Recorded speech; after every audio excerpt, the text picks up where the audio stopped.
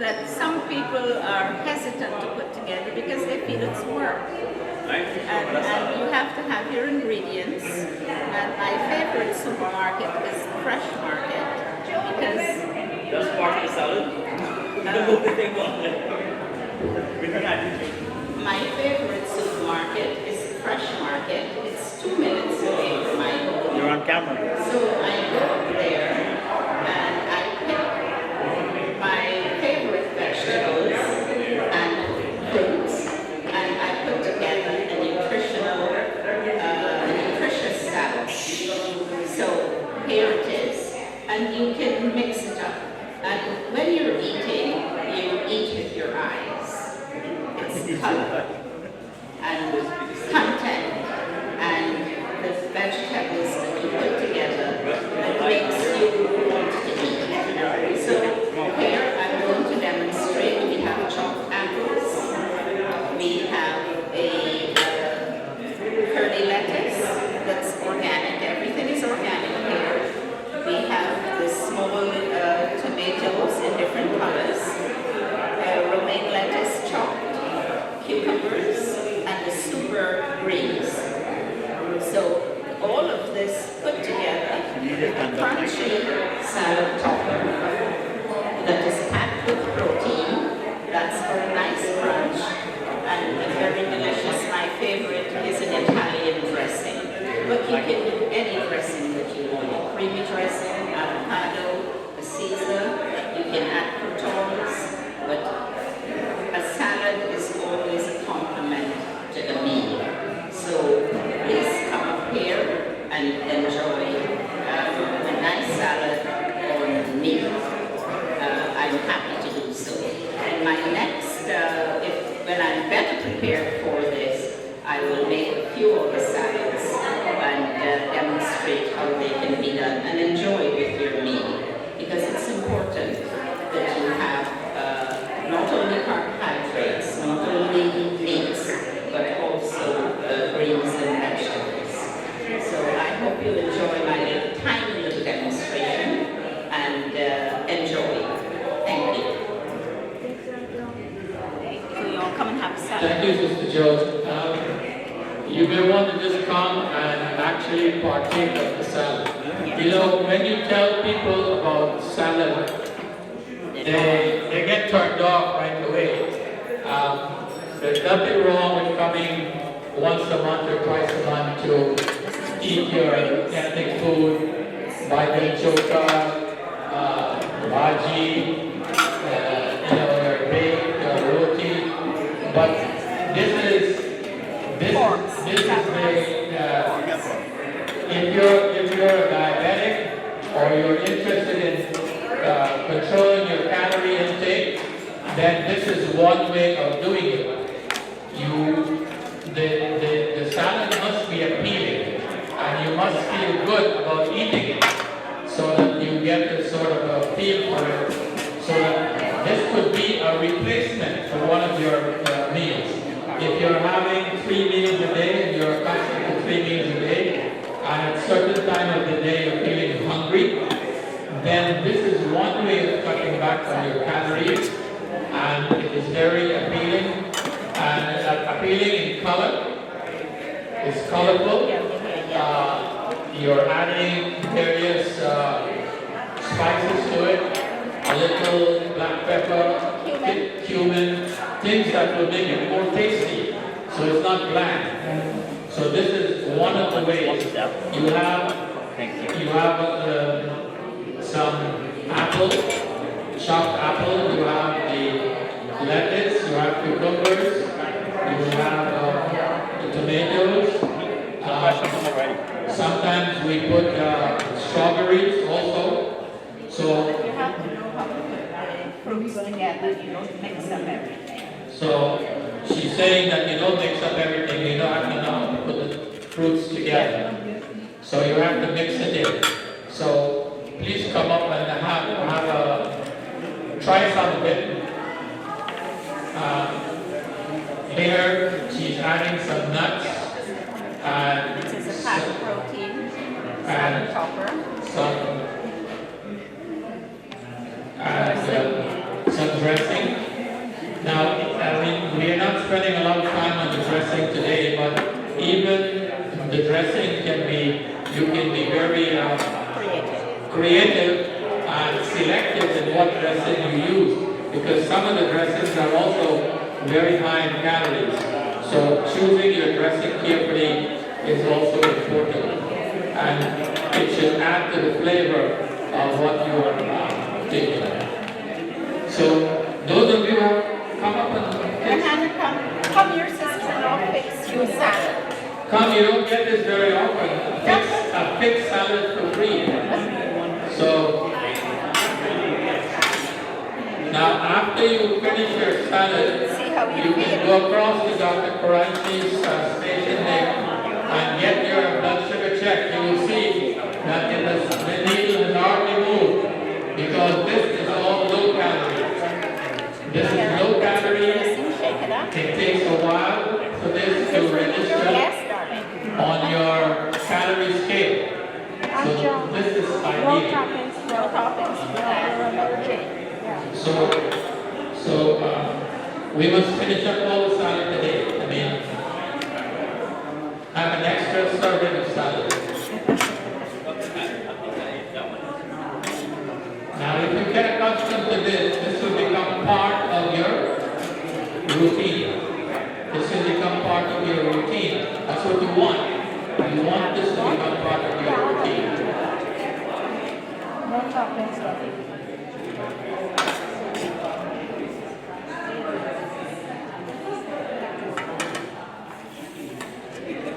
Yes. The other big item that bounces your calories up and your sugar is soda. You know, Pepsi, Coke, Sprite, Mountain Dew. These are loaded with sugar. You just have to take a little taste of it and you'll see how much it is there. Now people get addicted to them. People get addicted to this. I know for myself. Years ago I was addicted to Coca-Cola.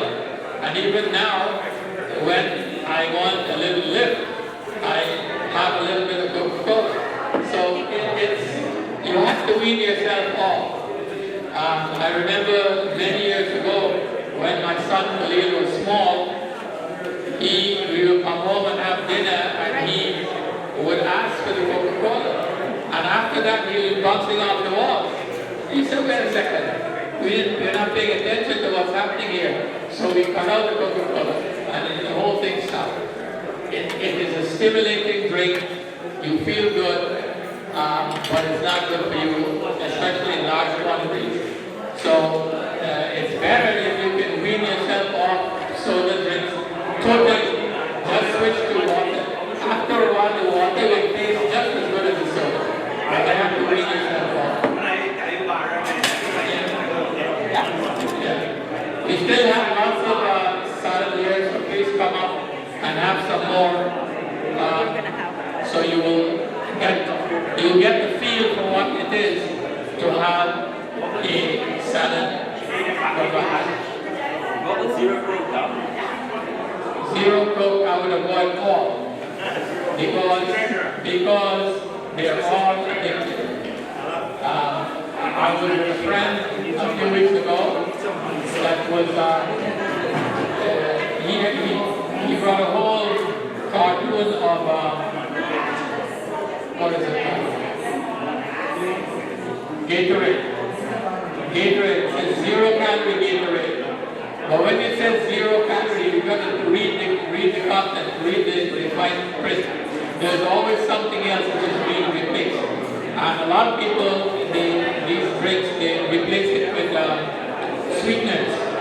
And some people get headache from that. They don't realize that that's what's causing their headache. Some people are sensitive to sweeteners. You know, aspartame and these kinds of things. So it still tastes sweet, but there are sweeteners that some people are allergic to and get headaches. So it's better to stick with water. Water is the best thing, and you go right through with water. Don't think, because if you go with water and go back to Coke, the Coke will get you again. You'll start start back all the way before you start. So basically, doc, do this eating less coconut water. Is coconut water good for diabetics? The coconut water in the can or in the actual? The cup that comes with the actual nut itself. The fresh one that comes from the not processed. Well, again, it depends on the amount, the quantity. There is coconut water in a box to a can, which I think somehow they are synthetic. The only thing very good about coconut water is that it has a lot of potassium. Among fruits, coconut water is the highest potassium fruit. So in many countries, they have reported where children get diarrheal illnesses, where they put a drip into the coconut and drip it into their veins directly because of the potassium replacement. I mean, I would recommend that, but they have done it in third world countries where the potassium is low. So it's a good way of replacing potassium. So, like all human behavior, you have to, if you're going to try to wean yourself off, try to wean it completely. If you're going to avoid something, avoid it completely. If you go back and forth, you're going to get hooked again. It's just like smoking. You know, if you stop smoking and suddenly you see your friend smoking and he offers you one or you get a whiff of the smell, you will start up again. So it's all addiction. So if you can control your sweet drink, soda intake, and switch one meal to this sort of thing, which you can see is not a bad meal. You would be sometimes add chickpeas to this. You can add some chicken, some strip chicken. You can add strip chicken. You can add chickpeas. This is also very good for your bowels because it's roughage. It helps if you have constipation. This helps also. So this is something. Now, what I would say is that as you get older, you don't want to have a huge salad as your last meal in the evening. You want to have this at midday or earlier on. Towards the evening, you want to have less, stress on your stomach, on your digestion. Also, many people have reflux, where they reflux at night. So you don't want to fill your stomach up with a lot of roughage at night. So your big salad should be in the midday time or somewhere in the mid-morning. Best time to have this. And there is it's not fasting, but there is a way of avoiding one meal. And that is, they say it's good to have your breakfast at around 8, and then you don't eat too much for the rest of the day. If you try it, you'll see you don't get very hungry. And then you have your last meal at around 6, 7 in the evening. As you get older, you find that routine is one of the best. Because by the time you're ready to go to bed, 2-3 hours later, you have already digested some of your meal. So you are going to sleep with your stomach relatively empty. And no drinking of liquids, including water, at least a couple of hours before you're ready to go to bed. You don't want to have any drinking, including water, because water does the same thing. 2 hours before you go to bed, no eating and drinking. So if you feel very thirsty, as some diabetics do, then have a little bit. Have a small amount. Have a small amount. And also, it is better to avoid cold water. If you want to put your water out and let it come to room temperature, put it in a tumbler, and you can pour from that. It's one way of also keeping a tab on how much water you're drinking. Because in your tumbler, you know exactly it's 8 ounces or 10 ounces or whatever it is. When it's done, you know you have drank 8 ounces or 10 ounces. So it's a way of keeping a tab on your fluids. As you get older also, you want to keep an eye on the fluids you're drinking.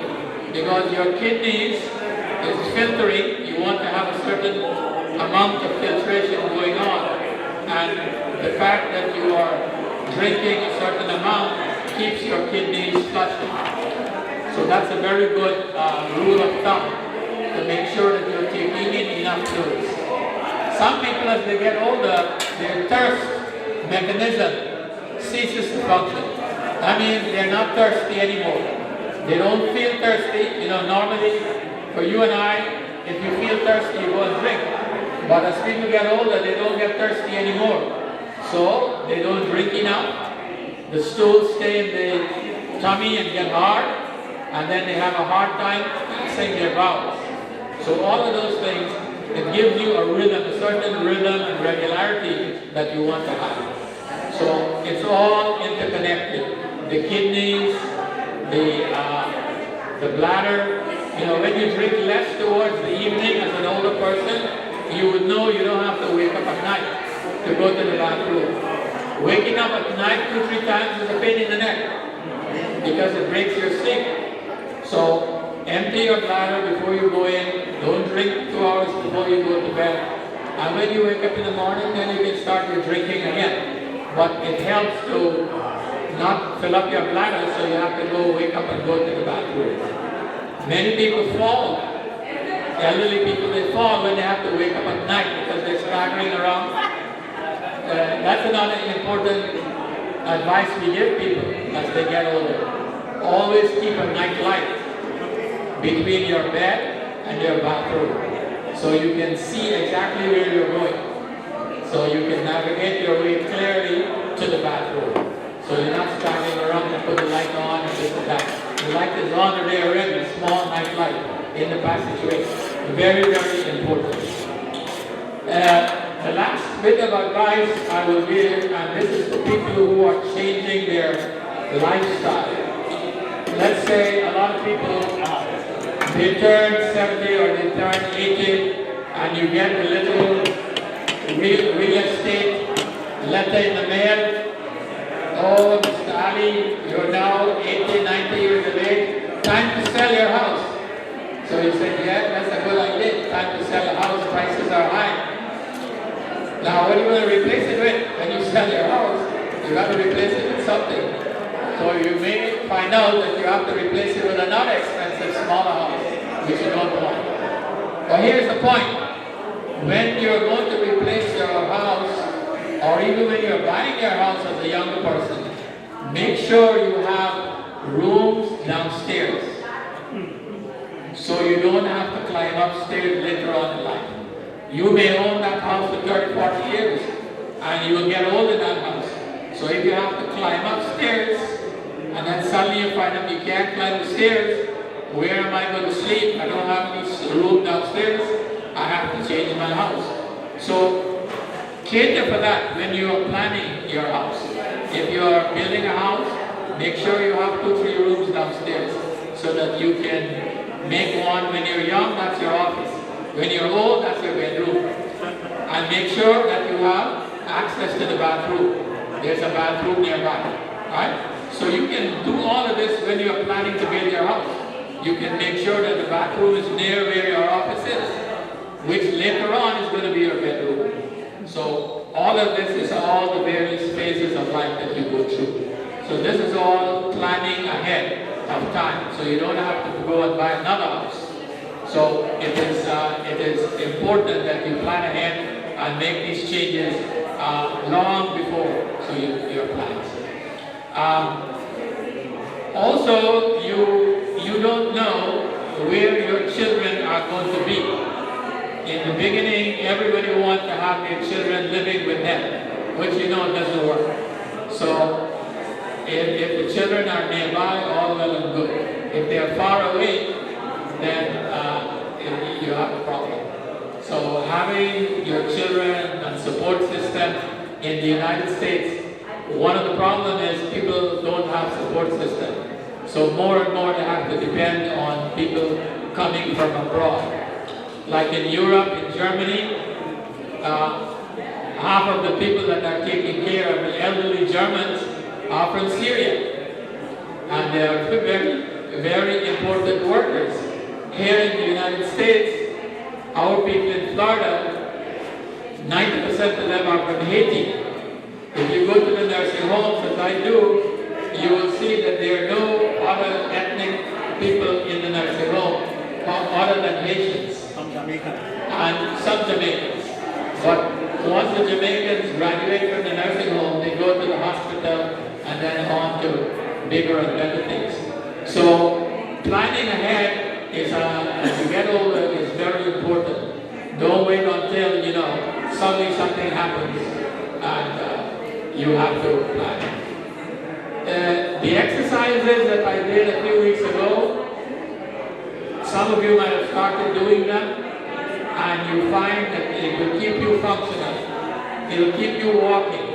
If you're not able to walk, you'll be surprised how much more of your body will deteriorate when you can't walk. Your muscles will just deteriorate. I just came back from Guyana, and it brings to mind one of my very good friends, famous physician in Guyana, who got sick and demanded to go home after his acute illness. He was sent home and nobody looked back at him to see what was happening with him. He lay in bed, developed bed sores, no cancer, nothing else, he was not dying from anything else, and suddenly he couldn't walk, he couldn't move his hand, he couldn't eat himself, he developed bed sores, and eventually he died. So inactivity, inactivity leads to more inactivity. And you may feel good that you're not doing anything, you're retired. It's very true for people who are retired. Some people, they can't wait to get to 65 to retire. And as soon as they retire, they start falling apart. And they say, well, what's happening here? I'm just falling apart. But the act of getting up every day and having to do something, having some purpose to your life is very important. So giving your life some purpose. Every day if you go and plant a tomato plant or dig up the backyard and put some kind of a seed, have some plan, something that you're going to do. Today you know what you're going to do tomorrow. So that predictability in your life is very important.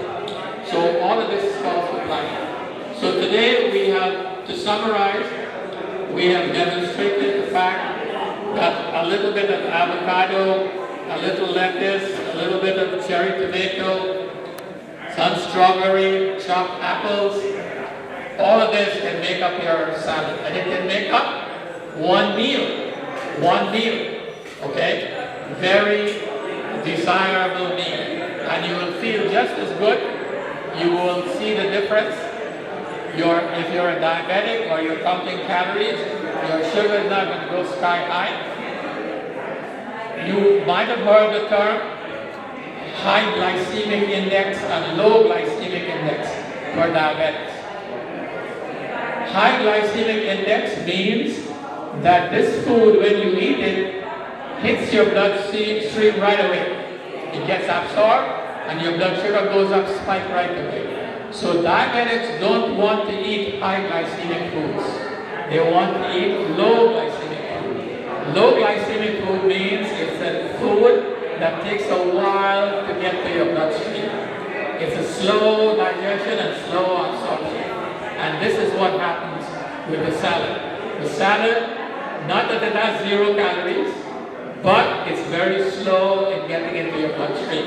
And that's what you want. So if you're taking insulin and you're taking pills, the pills can handle that. But and many of the complications of diabetes are related not to the fact that the blood sugar is high or low, but the fact that it's going up and down, up and down. This up and down is what causes complications. For your kidneys, kidney failure, for your eyes, loss of sight, for your heart, coronary disease. So the diabetic doesn't die from diabetes. Don't everybody die from diabetes. They die from the complications. The complications of diabetes, which, you know what happens? The diabetic doesn't see the complications. They don't see it. They don't see legs getting chopped off, They don't see people going to the dialysis center 3 days a week for dialysis. They don't see heart attacks happening prematurely. They don't see people getting blindness in their eyes. That's later on. So diabetes is a silent killer. It hits you very slowly and you're not seeing it, and little by little you are going downhill. So be aware that you know what the complications are. So you know, nobody is saying that you shouldn't have a little piece of chocolate once a month or something, but know what you're doing. You be in control. You're in control of the situation, right? You know consciously what you're doing. In Guyana, for example, people eat a whole bowl of rice and they're not in control. They don't understand what's happening. So I told one of them, if I give you this bowl of sugar, will you eat it? No. I said, but that's what you're doing. This becomes sugar in your body, right? So the understanding of what is happening with this food is important. If you're going to have a meal with veggie, with cassava, and plantain, and sweet potato, and potato, and everything else, then your sugar is going to go up. But if you know what you're doing, you can have a limited amount of the bad thing, right? You know that this thing is bad, but you're limiting how much you're taking of it. Are you going to feel any different? No. You're going to feel just as satisfied if you have this salad. Your stomach will fill. So you have to learn how to fill your stomach up. Like the people in Guyana, the reason they eat all that rice is because they don't feel satisfied unless their stomach is full. So you fill your stomach with things that are desirable, not with undesirable things. So I hope you get that little message there. That's the whole message of this point thing. So modifying your diet is what you want, not to, you're not changing anything, making big changes. Little changes is what you want. Thank you, and Assalamu alaikum, and I thank Brother Riyad for taping the session. Hopefully you can look at it later on the internet, if he's going to put it on, and you'll get some use of it. All right? Thank you. Before you go, can I have a question? Sure. I used to drink a lot of diet soda and iced tea and those things. Now I changed to something called flavored water. Zero sugar, zero fat, zero everything. But it tastes nice. Is that good? Okay. The question is, this brother used to take a lot of iced tea and low-calorie drinks, and he's asking, he's changed to Flavored water. flavored water. At zero everything. Well, there's a reason why these marketers put zero everything on the bottle. Zero everything doesn't mean zero everything. It's a relative term, okay? But why do you want to pay for zero everything when you don't have to pay for water? Water is fine. People need to get accustomed to the taste of water. There are people, I have patients like that, who don't drink water at all. They don't drink any water because they said it doesn't taste good. Well, if you're tasting zero-calorie flavored water, then regular water will not taste good. But you're paying for that. You have to buy it, right? You have to buy it, and it's not cheap. 79 cents a bottle. 79 cents a bottle. It's not cheap. Why do you want to do that? When, in the United States, water is of good quality. In Europe, you don't get water just like that. You have to pay for every water in Europe. Here, your water is of good quality, so use it. But you have to get accustomed to the taste. Once you start getting accustomed to the taste, it'll taste just as good. Now I get used to the flavored water taste. I don't want to give it up. It's an addiction, you see. Remember, it was flavored with something that will, like a friend of mine who was using this special Gatorade. It has additives. And I showed it to him, look on the side of the bottle. Learn to read contents. Everything you're drinking, look at the contents. Don't just take 0, 0, 0 everything. Look at the contents, okay? The contents is what they're getting you with. And these things are addictive, even though they're telling you it's 0 everything. Why do you want to pay for 0 everything? 0 everything should be 0 cents. It should cost you 79 cents. Okay. Thank you. Salam alaikum.